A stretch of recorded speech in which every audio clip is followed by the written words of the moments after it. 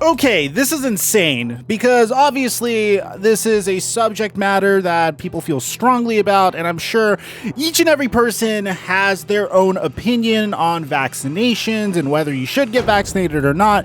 And I'm just going to warn you guys that I'm really going to throw that aside. I personally am vaccinated. What you want to do is up to you. I'm not here to influence you in one way or another. We're all different people that have different opinions, and we all have one thing in common, and that's that we all love football. But this upcoming information is so extreme. Maybe it was a bit of a knee-jerk reaction, but it's still something we have to report on. So before we get to the content, I wanted to let you guys know we're giving away a PlayStation 5 or an Xbox Series X in a little bit over a week to a subscriber that turns on our notifications on this channel. We're almost at 400,000 subscribers, guys, and if you don't want to subscribe yet, that's fine.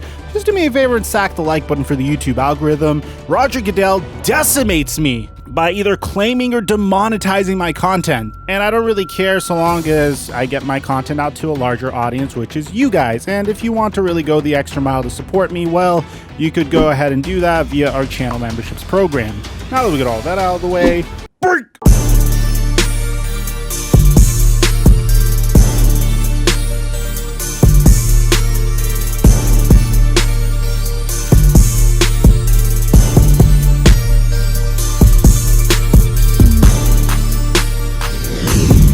Mic check 1 2 1 2. What's going on, everybody? So this morning there was a bit of a very bold memo and a very aggressive memo that the NFL sent to every single club in the NFL in regards to their vaccination policy. So this is according to Tom Pelissero, saying that the NFL just informed clubs that if a game cannot be rescheduled during the 18-week season in 2021 due to a COVID outbreak amongst unvaccinated players, the team with the outbreak will forfeit and be credited with a loss for playoff seeding. So this is crazy. These implications are not anything like the way the NFL was doing things last year. Last year, you would see games rescheduled to a different day of the week. You'd see substitutions come in and players would quarantine. The NFL is not having it this year. This year, if you do happen to have an outbreak within your club, that's your problem, that's your responsibility, and as a result, you are going to lose a game.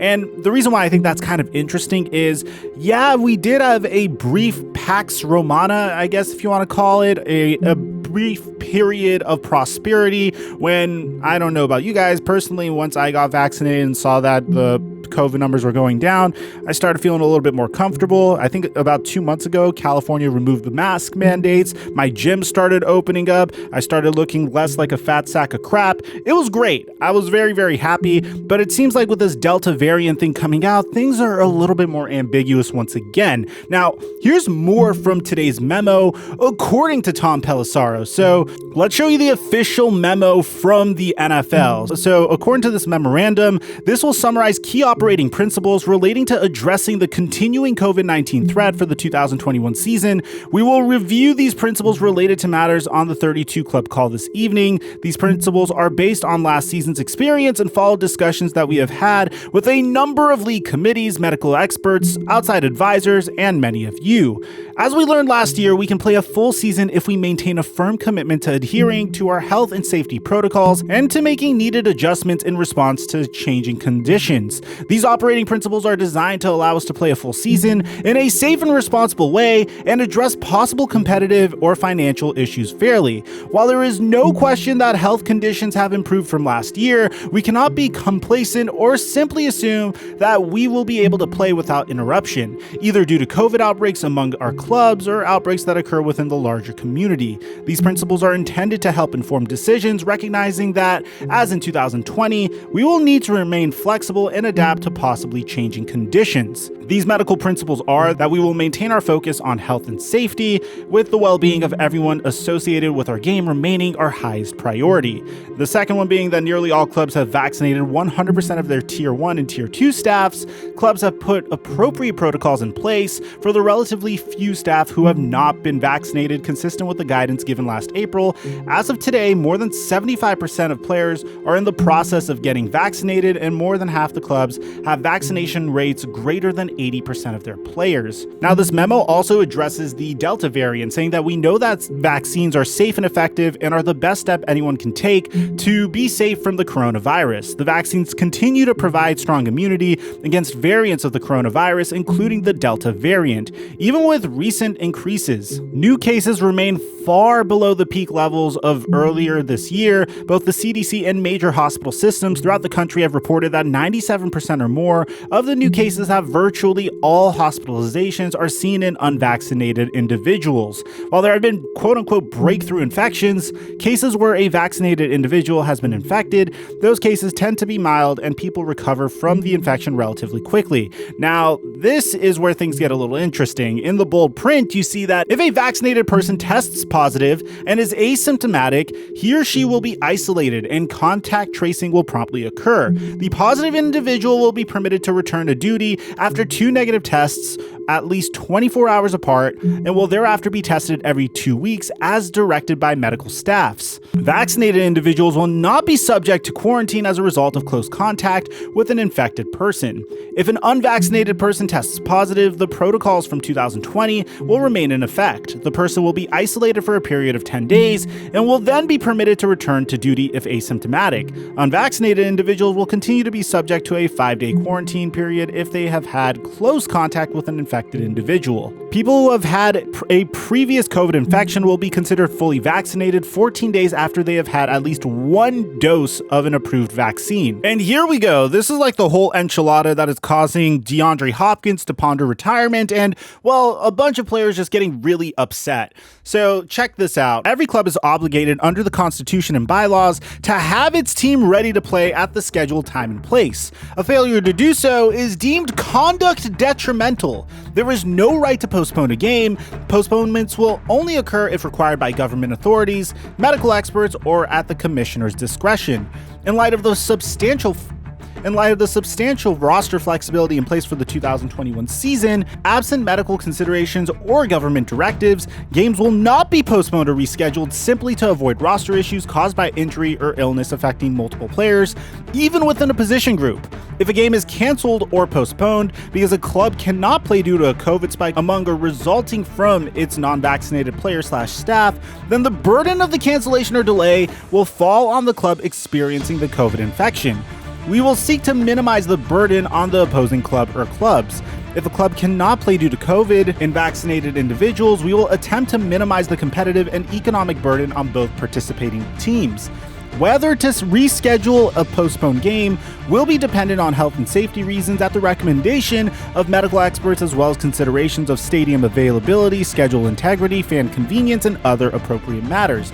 If a game cannot be rescheduled within the current 18-week schedule and is canceled due to a COVID outbreak amongst non-vaccinated players on one of the competing teams, the club with the outbreak will forfeit the contest and will be deemed to have played 16 games for the purposes of draft, waiver priority, etc. For the purposes of playoff seeding, the forfeiting team will be credited with a loss and the other team will be credited with a win. So from my understanding, there will be situations where the NFL will come out and say, hey, this game needs to be rescheduled. Let's do our best to get this game rescheduled. And if there's a situation where the game cannot be rescheduled, what will happen is the team responsible for not being able to play will be the team that forfeits the game. So this sounds like if all else fails, this is the worst case scenario. If the logistics just simply don't work out, then that team will end up forfeiting. And that's where we get to what is very, very interesting, because Jalen Ramsey and a lot of NFL players had a say about this. First of all, we all know Cole Beasley's stance on vaccinations. He really doesn't want to get vaccinated, and that's his decision.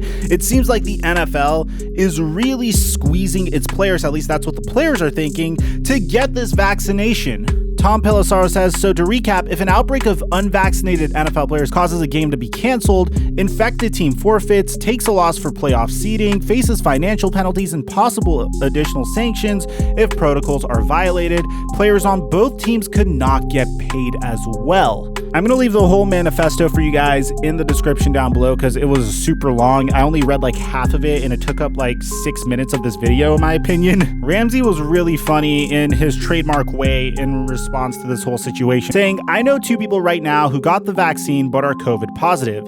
I'm just saying I wouldn't look at a teammate as bad if he doesn't get the vaccination. No pressure from me. Some of y'all clearly didn't get what I'm saying here, LOL. The NFL is pressuring/influencing guys to get the vaccine. They are saying if there's an outbreak, the team will be penalized heavily. My point is, no teammate of mine will feel that pressure from me because just because my teammates personally decide not to get the vaccine, I won't think they are a bad teammate. That's all. It's all love. Whether you are vaccinated or not, there is still a chance of getting COVID. I thought my point was simple, but I guess not. Now, DeAndre Hopkins actually responded to this, and this is where things get crazy. He responds to Jalen Ramsey saying that my girlfriend's brother in the military got the vaccine and had heart problems right after. When you stand for something, they hate you. But that's not all DeAndre Hopkins would say. He went out and said that never thought I would say this, but being put in a position to hurt my team because I don't want to partake in the vaccine is making me question my future in the NFL. This is substantial information in a now deleted tweet from DeAndre Hopkins. This is a top 3 wide receiver, if not the best wide receiver in the NFL, saying that he may retire over this entire situation. Now, he did delete that tweet and he posted a tweet that's a little bit more cryptic saying freedom ? Now, I'm sure a lot of you guys have very strong opinions on this matter, so hopefully we could have a very respectful, open conversation in regards to this matter in the comment section down below. Do you think the NFL is overplaying their hand a little bit? Do you think they're being a little bit too aggressive, forcing players to get vaccinated or penalizing their teams and crediting them with a loss if the worst case scenario was to happen? I do think that the media is kind of taking the worst case scenario and really glorifying it here just to run away with the story. But at the end of the day, I respect that we're all different people that have different opinions, and I hope we could just be respectful about what we think about what's going on. Aside from that, I'm your boy Mike, and I'm dropping our mic until our next upload.